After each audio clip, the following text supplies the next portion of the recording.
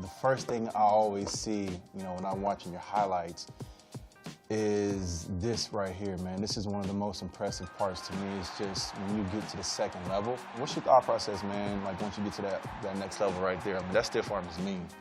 The next level is really just about using all the tools in your toolbox. Coach Tuttle always puts us through different drills and situations in practice when, once we get to the second level, now it's time to use your toolbox. Every time I'm watching film or highlights of you, you have 10, 11 guys in the box. Everybody in the stadium knows you're gonna run the football. One thing you really got to notice is that you got to make sure you're, like you said, you're decisive because, you got that many guys in the box, holes are going to close quick. So you got to make sure your footwork, your tracks are on, you got to make sure you're ready. I appreciate this. This has been good. I love getting here in the film room, talking with you. Let's take a walk outside. You don't mind? Oh, take a walk outside and do that. Beautiful outside. Cool. Yeah, let's do it. Okay, so I got to ask you about some of these stats, man, because some of the stats I'm reading about you are absolutely insane. So 23 to 27 games, you rushed for 100 yards or more. You've hit the 200-yard mark 8 different times, and you've had over 600 attempts, man. So I have to ask you, man, what does your body feel like after football games having that kind of workload? Freshman year, kind of after the season, my body was kind of banged up a bit just because I didn't know as much about recovery too much. But after, talking to a lot of older guys, Corey Clement, Melvin Gordon, those guys telling me, you need to come up with a routine. You need to do something because if not, you won't last long at this level. Thinking about the guys who come before you, right? The Wisconsin running backs, guys like Melvin Gordon, Monty Ball, James White, who just won the Super Bowl last year, Ron Dane, the great Ron Dane, who I watched growing up. When you think about that list, where do you feel you stack up with those guys? Really, right now, I think I'm still chasing greatness. One of the biggest things is those guys set the path. They set the path for you, and it's kind of a challenge, to see, what can you do? Like, in a sense, beat that. So.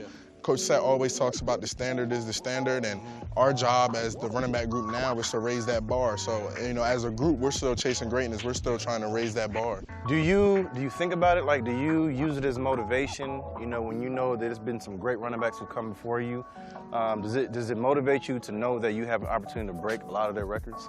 Yeah, a lot of people might think that it's pressure having all those great running backs before you, but me, Groshek, Bradrick Shaw, all those guys in the running back room, we definitely use it as motivation, as in a challenge. We're trying to be the best running back group in the nation, so we know we have a great example that came before us, so we use that motivation in order to become the greatest running back room in the nation.